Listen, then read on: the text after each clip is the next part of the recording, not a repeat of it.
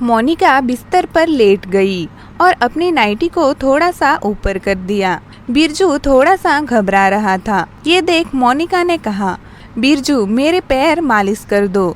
बिरजू जी मालकिन बोलकर मोनिका के पैर मालिश करने लगा। मोनिका ने जानबूझकर अपनी नाइटी को अपने पैरों से थोड़ी ऊपर उठा दी ताकि बिरजू को अपने जलवे दिखा सके। बिरजू मोनिका के पैर मालिश करते हुए उसकी टांगों को घूर के देख रहा था। बिरजू की उंगलियों की पकड़ मोनिका को अपने पैरों पे कसती हुई सी महसूस हो रही थी। फिर मोनिका पलट गई और बोली, बिरजू मेरी पीठ पे भी मालिश कर दो, बहुत दर्द हो रहा है। बिरजू थोड़ा सा हिचकिचा रहा था। उसने कहा, मालकिन मैं ये नहीं कर सकता।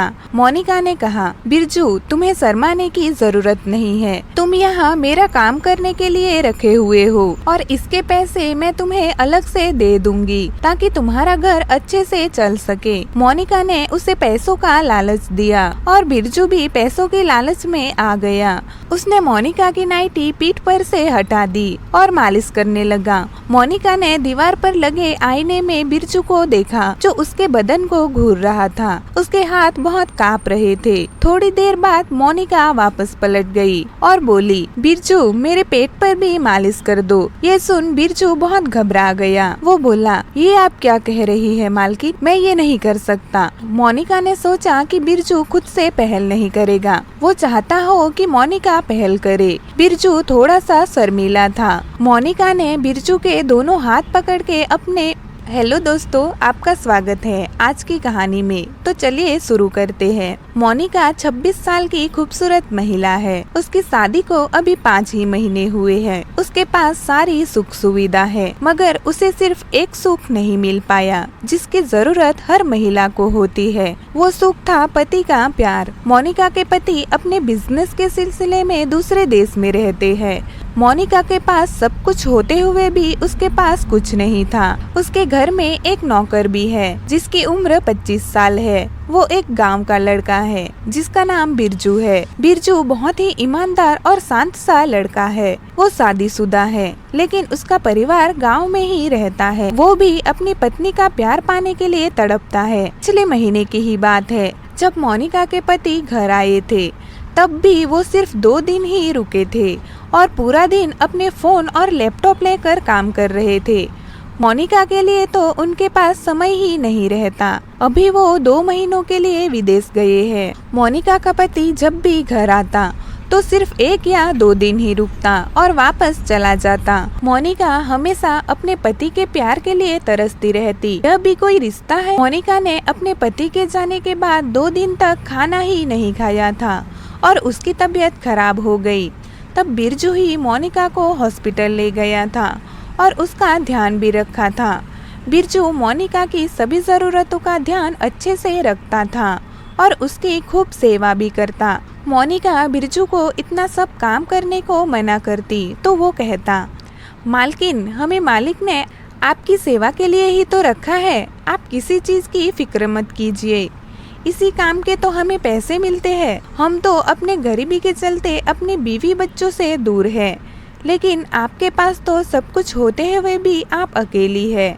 हम आपका दर्द समझते हैं। माफ़ करना मालकिन, हम ज़्यादा बोल दिए हो तो। हम भी तो अपनी पत्नी से 1 साल से मिल नहीं पाए हैं।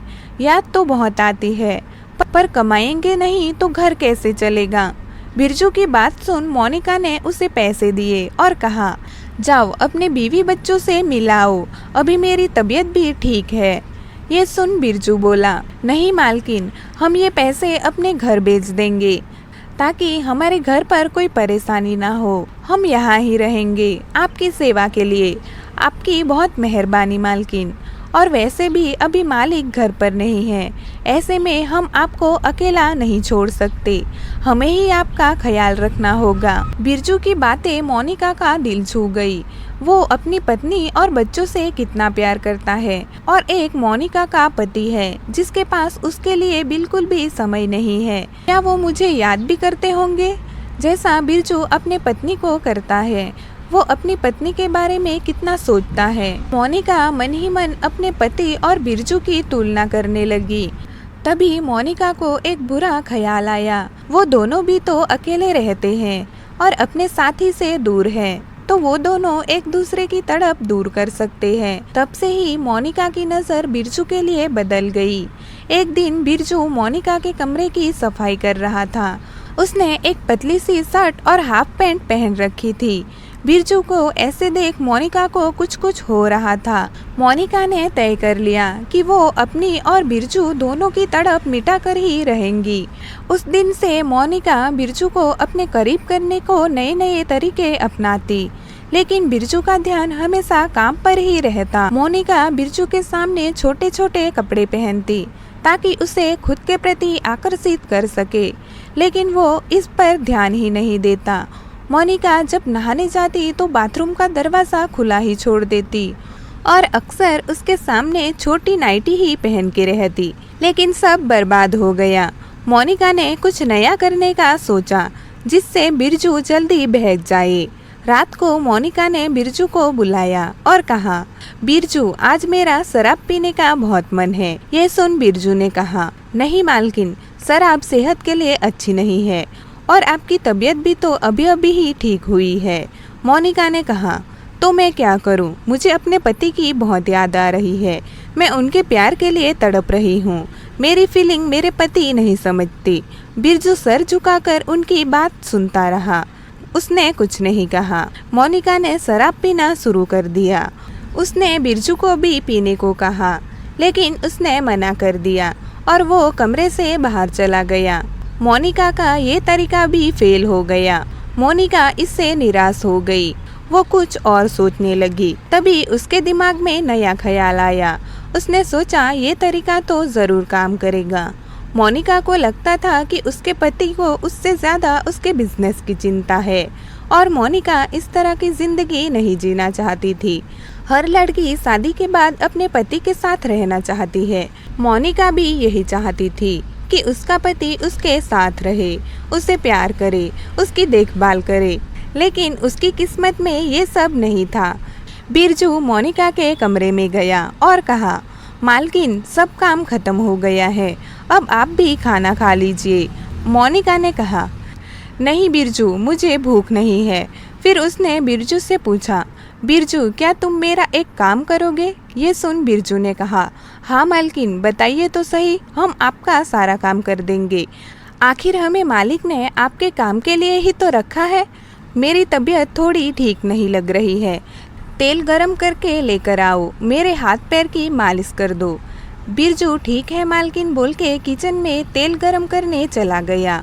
उस समय मोनिका ने ढीली सी नाइटी पहन रखी थी। थोड़ी देर में बिरजू तेल गरम करके ले आया। मोनिका बिस्तर पर लेट गई और अपनी नाइटी को थोड़ा सा ऊपर कर दिया।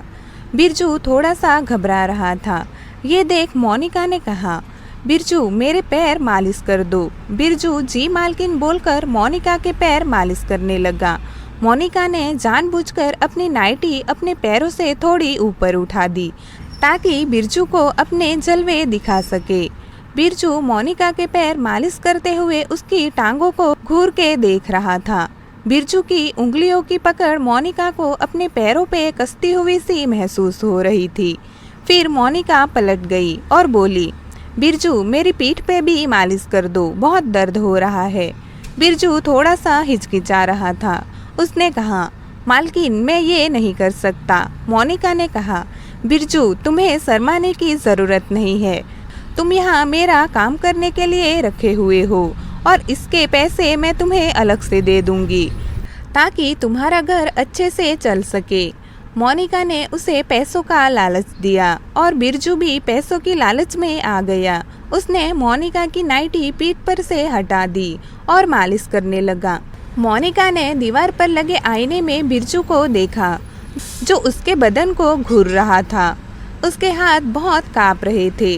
थोड़ी देर बाद मोनिका वापस पलट गई और बोली, बिरजू, मेरे पेट पर भी मालिश कर दो। ये सुन बिरजू बहुत घबरा गया। वो बोला, ये आप क्या कह रही है मालकिन, मैं ये नहीं कर सकता। मोनिका ने सोचा कि बिरजू खुद से पहल नहीं करेगा। वो चाहता हो कि मोनिका पहल करे। वो थोड़ा सा शर्मीला था। मोनिका ने उसके हाथ पकड़कर अपने पेट पर रख दिए और बोली, घबराओ मत, मालिश करके देखो कैसा लग रहा है। बोलो, अच्छा लग रहा है ना? बिरजू ने कांपते हुए कहा। मालकिन, अगर मालिक को पता चल गया तो मेरी नौकरी चली जाएगी।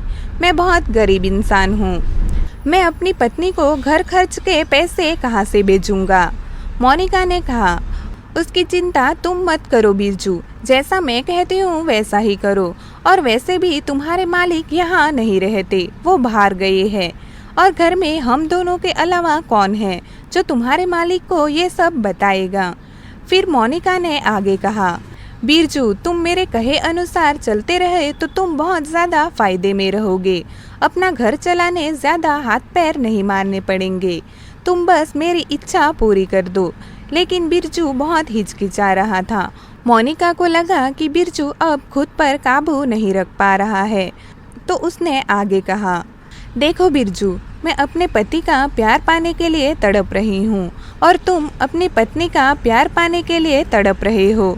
तो क्यों ना हम दोनों एक दूसरे को वो प्यार दे जिसके लिए हम दोनों तड़प रहे हैं।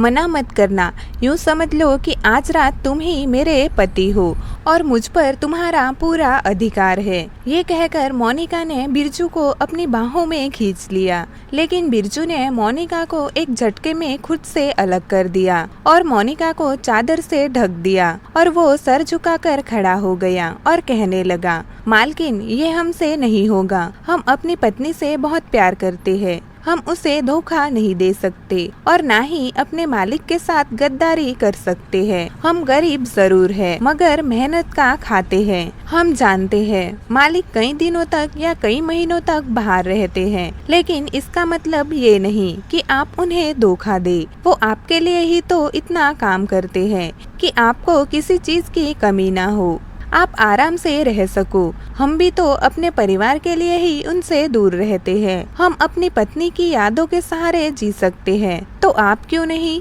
फिर भी आपको ऐसा लगता है तो आप मालिक से बात कीजिए, वो आपकी बात जरूर समझेंगे। अगर मैं ज्यादा बोल गया हूँ तो मुझे माफ कर दीजिए।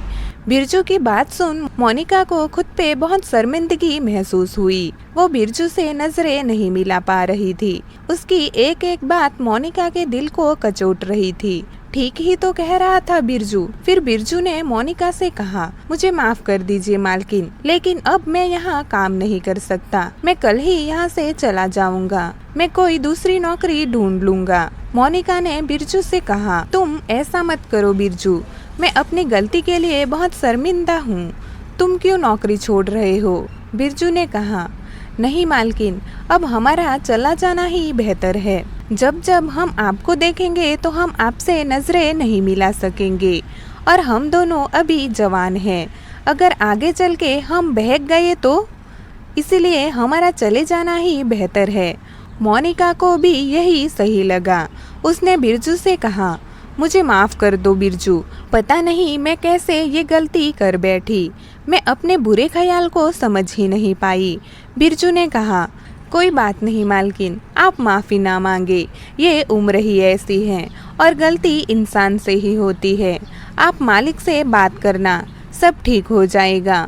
ये कहकर बिरजू दूसरे दिन ही नौकरी छोड़ के चला गया। बिरजू ने मोनिका को माफ़ तो कर दिया, लेकिन उस बेचारे को नौकरी छोड़नी पड़ी। मोनिका ने अपनी गलती की वजह से एक वफादार नौकर को खो दिया। उसके बाद मोनिका ने कोई दूसरा नौकर भी नहीं रखा। वो खुद ही घर का काम करती ताकि कोई गलत ख्याल उसके मन में ना आए।